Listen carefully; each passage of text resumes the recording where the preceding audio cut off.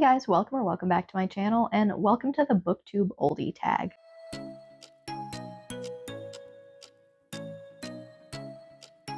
I have been on Booktube now for 4 years, which I think qualifies me as a Booktube oldie. Nobody tagged me in this. I just wanted to do a little video that wasn't a wrap-up or a review or anything along those lines. Also, hey, surprise, I chopped off my hair and I dyed it. I felt like I was in the mood to film after that nice little change. I thought that this was a nice little change up because I skipped my Booktube birthday tag, which I usually do, but that would have been in May, is my Booktube birthday. So let's just do this one instead. So the first question is, when did you start your channel? I started my channel at the end of May 2020. My Booktube channel is very much my COVID passion project slash hobby. People started baking bread. I started making videos for YouTube. Obviously, it's been a roller coaster of consistency throughout the years. I have definitely been more consistent some years than others, and it's definitely gone downhill a little bit since getting pregnant and having Jack.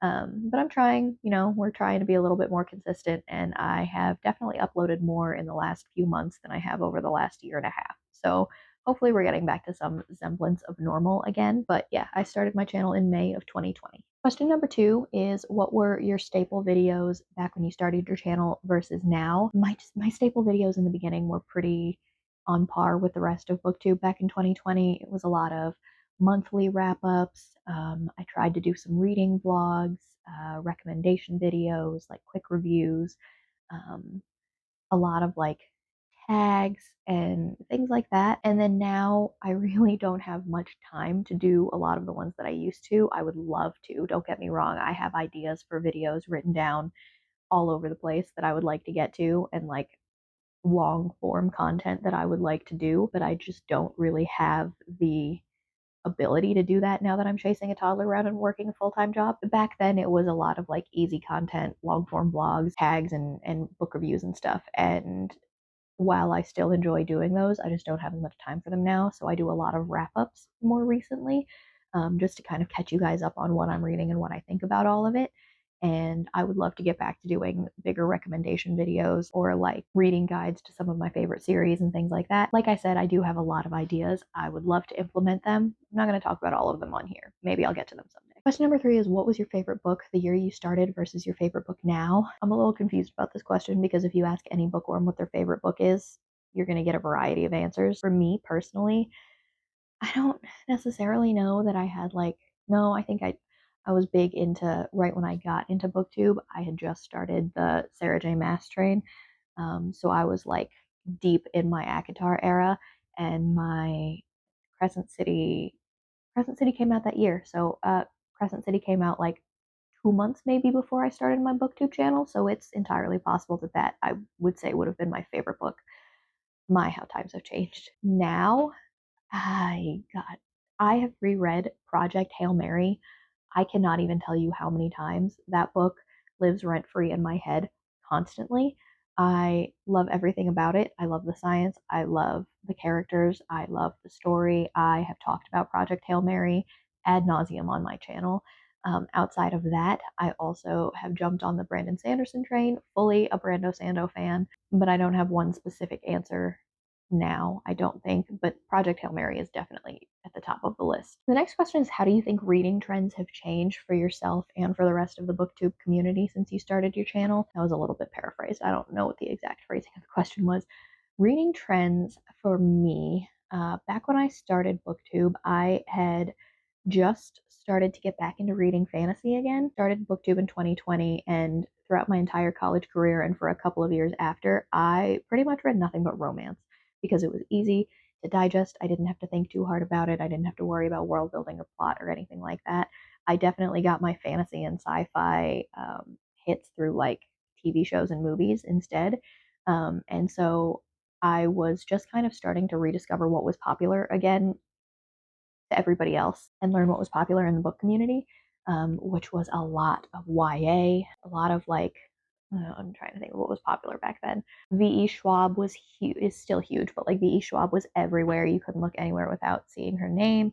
Illuminae, that was big. You couldn't go anywhere without seeing Illuminae. Like a lot of big YA stuff was huge in the booktube community. And because of that, it was big in my reading life too, because I was trying to catch up on all of the things that I'd missed. ACOTAR, which has never died down, let's be honest. Like retellings were really, really big at the time. Retellings are still really, really big, but retellings were huge in like when I first started, in the sense that there was And I Darken, the Frankenstein, like the My Lady Jane series, more on that later in a different tag. But My Lady Jane was really, really big at the time, and now because of it's a TV show, anything that was remotely a retelling of something else, but with like an edgier kick to it, was really huge. Just a lot of YA. There was a lot of YA stuff happening. There's still a lot of YA stuff happening, but I think that I've shifted myself and my content away from that, not on purpose, just because as I've grown older, I tend to focus more on stuff that I can relate to a little bit more, and it's just a little bit harder for me to relate to the teenage protagonist. Not that it's impossible. I still love the Illuminae files. I still love, what is it called? The Aurora Rising series. I have a lot of YA on my shelves still, but it's the stuff that I love the most. I don't just gravitate towards it anymore. Now I do read a lot more adult fantasy, adult sci-fi, and I sprinkle in more romance than I used to because I was trying so hard to catch up previously that I had read a lot less romance. Yeah, I guess it's I've shifted my tastes more towards adult fantasy and sci-fi. Are there any life changes you want to share since you started your channel and now? Boy, has my life changed since 2020 in a variety of different ways. March of 20, no, May of 2020, we were renting a house in Kentucky. It was just John and I and our two dogs and our cat. Since then, we have bought and then sold a house. We have moved twice. We have a kid. So now we live in Chicago, which is different for us on many different levels. We still have two dogs and a cat, but now we also have a 19-month-old, which is a little bit chaotic. And my reading has, well, I don't even want to say that it's gone downhill. My reading has not really crashed in comparison to what it has before. My format has changed. I definitely consume a lot more audiobooks. I am able to get a lot of reading done on my commute, which is really nice. So yeah, I don't necessarily know that my reading has gone downhill because of all of that, but I definitely a lot has changed in my life since I started my booktube channel in 2020. Question number 6 is, why do you keep making videos? This is easy for me. Booktube is the only hobby that I've ever done and truly stuck with, I guess you could say. I'm a serial hobbyist. I start things, I buy all of the things for that hobby. I go real deep into it for a month or two and then I forget that it exists. Booktube is one of those things that has been consistent in my life for the last 4 years, because if I haven't been making videos, I've been watching videos or staying connected in the community in some way, because I've always been a reader. For as long as I can remember, I've always been into books.